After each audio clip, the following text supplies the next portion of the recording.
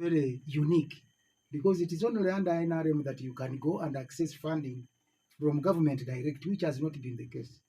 For me, who is now 60 years ago, who's 60 years now, I've seen it all. In all those governments, colonial and post-colonial governments, there is no way a citizen without collateral security, without financial ability to manage big loans could go to a bank and access funding. Or even input, it was not anywhere that you could go and get an input from the sub-county or from the district and go and use it. So when people saw NRM bringing out this program of ensuring that people actually access inputs, so they had a mixed feeling, they are giving us this to eat, they are giving us this to. So when people began accessing those resources, those inputs, they mismanaged them. So now, that's why specifically in this program here, we are ensuring that people are educated, sensitized to know that this money is not for just personal use apart from the projected projects they had planned to ensure they invest in, and then when it multiplies is when they can now use it for other expenditures. Okay. Senior, let's talk about the pillars. You have said the pillars. Your boss in PDM actually are confusing the beneficiaries. I also saw it in Kalaki the other day. I was there on Friday. In Kalaki, the beneficiaries, the money is still stuck in their accounts. Not because the people do not want to use the money, but the challenge is access to the money. Why is this money stuck? Even in Kumi, their accounts, I was informed that the money is there, but people cannot withdraw. What is causing all this? You know, what came along with this program is that,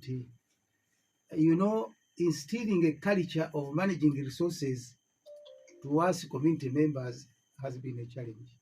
Once somebody access financing, including us who are accessing loans from different financial institutions, you can put down your project proposal, source for funding in the bank, but actually what you put on paper is not what you implement. That's why you see somebody goes with a good cash flow in the bank and convinces the banker to access a loan, and once he accesses, he invests money outside the planned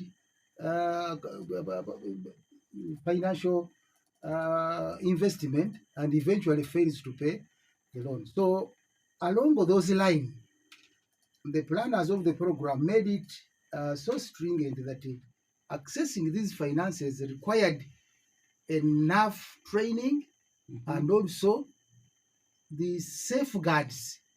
What are some of these safeguards? Of course, the safeguard is that if it was easily acquired like this without training, somebody actually would have not invested it in what he was projected to invest, and eventually make a loss, and then paying back, being a revolving fund, would be a problem. So at the moment, the structuring of purely digital, that a beneficiary must log into his account using his phone.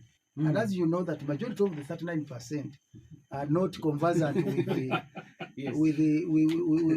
these facilities. Yes. So that is where we are getting a problem. However, we have now found it as some bottlenecks, which we are now sending reports back to government to see how we can override them, and then people easily access the money. But the major point of making it stringent a bit to access fund is that financial literacy in ourselves, including myself, is still low.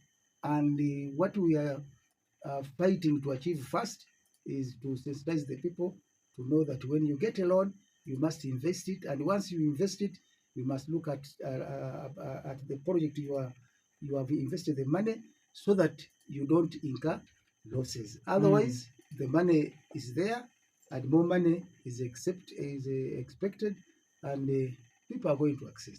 Okay.